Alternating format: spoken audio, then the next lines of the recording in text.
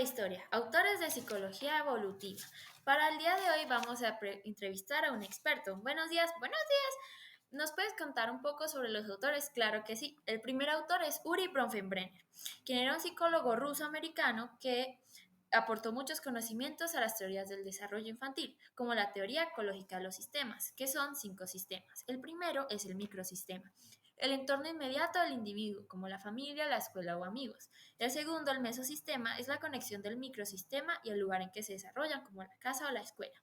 El tercero, el isosistema, se compone por entornos secundarios que afectan indirectamente en el desarrollo, como el lugar de trabajo de nuestros padres. El cuarto, el macrosistema, son los elementos de la cultura en los que se vive el individuo. El quinto, el cronosistema, transcurre a lo largo de la vida y maneja el tiempo en que los cambios del desarrollo ocurren. El siguiente autor se llama Jerome Brunner, quien es también un psicólogo ruso que desarrolló la teoría de los sistemas de representación mental. Son un conjunto de reglas mediante las cuales se puede conservar aquello experimentado en diferentes acontecimientos. Él pensaba que se podía aprender a través del descubrimiento. Por eso también creó la teoría de la instrucción, que define reglas y procedimientos para aprender algo, como la activación, que es lograr que el alumno esté motivado, el mantenimiento, que es lograr que esté motivado durante toda la lección, y la elección, que es lograr relacionar la teoría con situaciones prácticas para enseñar al alumno. Tercer autor es Piaget, quien hizo la teoría del desarrollo, que se divide en 4 etapas. La primera es la sensoriomotriz, desde el nacimiento hasta los 2 años. El comportamiento está determinado por reflejos simples. La segunda es la preoperacional, de 2 a 7 años, donde aprendemos a hablar y creemos que todos ven el mundo igual a nosotros. La tercera es de operaciones concretas, de 7 a 11 años, que desarrollamos la lógica y aprendemos operaciones más complejas. Y la cuarta, operaciones formales, de 11 años hasta la adultez, donde se puede pensar de manera abstracta. El cuarto autor es Paul Valdés, quien hizo el enfoque al desarrollo del ciclo vital y se divide en 7 principios. El primero es que el desarrollo dura toda la vida, pues cada etapa es influenciada por la anterior. Segundo es que el desarrollo es multidimensional, pues interactúa lo biológico, que es el desarrollo físico, lo psicológico, que es la madurez de habilidades cognitivas, y lo social, que es la afectividad y relaciones interpersonales. El tercero es el que el desarrollo es multidireccional, pues cuando una persona avanza en un área puede perder en otra al mismo tiempo. La cuarta es la influencia de la biología y la cultura cambia, pues estas influyen en el desarrollo, pero el equilibrio entre las dos influencias cambia. El quinto es que el desarrollo implica modificar la distribución de los recursos, pues los individuos, los recursos como el dinero, el tiempo, la energía, el talento, estos pueden usarse para el crecimiento, como aprender un instrumento, para el mantenimiento físico o para enfrentar una pérdida. El sexto es el desarrollo de nuestra plasticidad, pues la memoria, la fuerza y la resistencia pueden mejorar de manera notable con entrenamiento. Y el séptimo es el que el contexto histórico y cultural influyen en el desarrollo, pues cada persona se desarrolla en distintos contextos. El siguiente tema es el paradigma del procesamiento de la información. Uno de los autores es Richard Shifrin. Este paradigma lo que plantea es que el ser humano es como un procesador de información. Lo compara mucho con los computadores en esto. También se hace una pregunta, que es cómo las personas respondemos a un problema. Respondemos con 3 etapas. Primero, cuando se recibe la información y se trata de entender. Luego se compara con experiencias anteriores y finalmente se intenta dar una respuesta al problema. Los principales componentes de la teoría son primero el registro sensorial, que es la percepción que hace nuestra memoria de los estímulos percibidos por los sentidos. El segundo es la memoria a corto plazo, que es la retención de información por un corto periodo de tiempo. Y el tercero es la memoria a largo plazo, que almacena la información. El sexto tema es el paradigma de la intersección. Uno de los autores es César Cole. Este paradigma plantea que este cuerpo de conocimiento tiene que incluir una atención en diferentes enfoques, porque no se puede hacer una sola conclusión del desarrollo porque hay cosas que son constantes y otras que no. El siguiente autor, séptimo, es Erik Erikson, quien era un psicólogo alemán que desarrolló la teoría psicosocial, que tiene 8 etapas en total. La primera es confianza versus desconfianza. Esta va desde el nacimiento hasta los 18 meses. Esto depende del vínculo de la madre y determinará los futuros vínculos que se establecerán a lo largo de la vida. Y el segundo es autonomía versus vergüenza y duda. Este va desde los 18 meses hasta los 3 años. Aquí el niño emprende su desarrollo cognitivo y empieza a controlar músculos relacionados con las excreciones. Esto puede generar dudas y vergüenza, pero al mismo tiempo una sensación de autonomía. El tercer estadio es iniciativa versus culpa. Es de los 3 años hasta los 5 años. Aquí el niño empieza a desarrollarse muy rápido y crece un interés por relacionarse con otros niños. Empiezan a sentir curiosidad de hacer muchas preguntas. Si se les responde negativamente a las preguntas, ahí es cuando empiezan a sentir culpa. El cuarto estadio es la laboricidad versus la inferioridad. Este entre los 6 y 7 años hasta los 12 años. Aquí muestran un interés genuino por el funcionamiento de las cosas y hacen muchas actividades por sí mismos. Es importante que tengan refuerzos positivos porque si no, se pueden desarrollar sentimientos de inferioridad y se pueden empezar a sentir inseguros. El quinto estadio es la exploración de la identidad versus la difusión de la identidad. Esto es durante la adolescencia. Aquí se empiezan a hacer preguntas de quién soy yo y se empiezan a ser más independientes y alejarse de los padres. Si como no se están buscando a sí mismos, pueden generar difusión de identidad.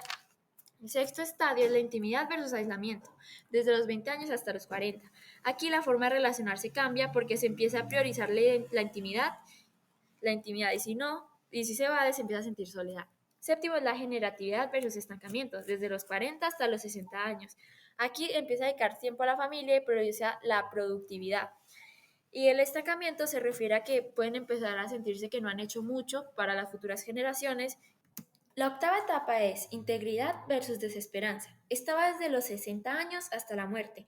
Aquí el individuo deja de ser productivo, cambia la forma de vida totalmente, pues se tiene que enfrentar a muchos duelos que vienen con la vejez. El siguiente autor es John Bowlby, quien era un psicoanalista inglés quien desarrolló la teoría del apego. Esta se divide en 4 tipos. El primer tipo es el apego seguro. Este es el más sano a nivel emocional. El niño es capaz de confiar en que sus padres no le van a fallar. El cuidador debe tener suficiente contacto y comunicación y no tiene dificultad para establecer vínculos íntimos con los demás y no tienen miedo al abandono. Y pueden tener una vida adulta independiente. El segundo es el apego ansioso y ambivalente. Aquí tienen tendencia a sentirse angustiados, pues no confían en sus cuidadores y al crecer tienen una sensación de inseguridad y es difícil recuperar la calma aunque el cuidador esté cerca. Además, se sienten angustia y miedo ante las separaciones. El tercer tipo es el apego evitativo. Esta es típica de los niños cuyos cuidadores no le proporcionan suficiente seguridad y esto los hace desarrollar un distanciamiento social y se caracterizan por evitar el contacto. Tienen dificultad para desarrollar relaciones, además crecen con un sentimiento de que son poco valorados. El cuarto tipo es el apego desorganizado. Este es una mezcla de los anteriores apegos y surge cuando los cuidadores tienen una conducta negligente e insegura. Los niños que lo desarrollan pueden sentir miedo y desconfían de sus cuidadores. Y también pueden tener problemas para gestionar las emociones. El siguiente autor es Lev Vygotsky, quien era un psicólogo ruso quien desarrolló la teoría del desarrollo sociocultural. En esta teoría, él dice que cualquier aprendizaje es resultado de la interacción con otras personas y el ambiente, que lo genético juega un papel mínimo en el desarrollo cognitivo, pues no es posible la evolución de una especie sin una influencia cultural. Es decir, que para lograr un conocimiento complejo es necesaria la interacción social y además se debe pasar por conocimientos más simples. A esto se le llama la zona de desarrollo próximo. Son funciones intelectuales que todavía no han madurado, pero que con la ayuda de una persona de mayor conocimiento, como un tutor, se pueden lograr. El décimo autor es Adolfo Perinet, quien es un psicólogo español quien hizo la teoría del desarrollo. Él amplió la teoría de Brunner y de Vygotsky. ¿Cuál es su pensamiento? Él dice que el desarrollo está determinado por factores endógenos y exógenos. Entonces, que hay una influencia de la genética, pero es más pequeña, y hay una gran influencia de estímulos externos como la cultura y el aprendizaje. Además, él habla de que todo es sistemático y propone el desarrollo como una asociación temporal, donde cada estado es alcanzado en función de los anteriores. El último autor es Sigmund Freud, quien era un neurólogo austriaco quien desarrolló la teoría del desarrollo psicosexual. Esta está dividida en 5 fases. El líbido, que es el impulso sexual, según él, se concentra en distintas zonas en cada fase. La primera fase es la fase oral. Está desde el nacimiento hasta los 18 meses e inicia cuando el niño encuentra satisfacción al succionar el pecho de la madre o un tetero. El conflicto en esta etapa es el destete. La segunda fase es la fase anal. Esta va desde el 1 año hasta los 3 años. El enfoque de la libido a esta edad es el control de la vejiga y las deposiciones. El conflicto es aprender a usar el baño.